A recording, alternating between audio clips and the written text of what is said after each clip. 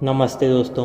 भारत वीरों की भूमि है जिसने ऐसे वीरों को जन्म दिया जिनके नाम मात्र लेने से दुश्मनों की हालत पतली हो जाती थी।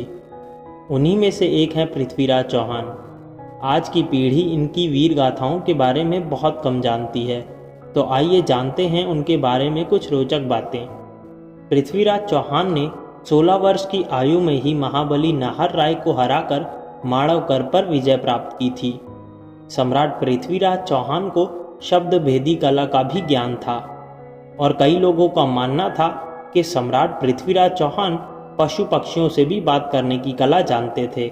सम्राट पृथ्वीराज चौहान की तलवार का वजन 84 किलो था और उसे वह एक हाथ से चलाते थे।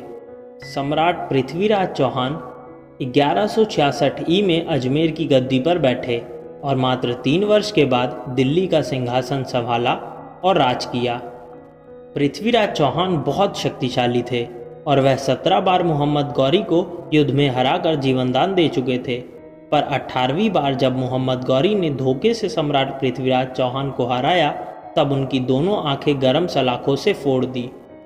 गौरी ने सम्राट को बंदी बनाकर अनेकों यातनाएं दी, फिर भी सम्राट पृथ्वीराज चौहान ने अपना सर नहीं झुकाया। आपको याद दिला दूं कि सम्राट को शब्दभेदी कला का भी ज्ञान था, जो कि श्री रामचंद्र जी के पिता महाराज दशरथ के बाद उन्हीं को आती थी। सम्राट पृथ्वीराज चौहान ने मोहम्मद गौरी को उसी के दरबार में शब्दभेदी बाण से मारा था। गौरी को मारने के बाद वह दुश्मन के हाथों नहीं मरे, बल्कि अपने मित्र के हाथों मरे, जिसमें दोनों ने एक दूसरे को मार दिया, क्योंकि और कोई विकल्प नहीं था।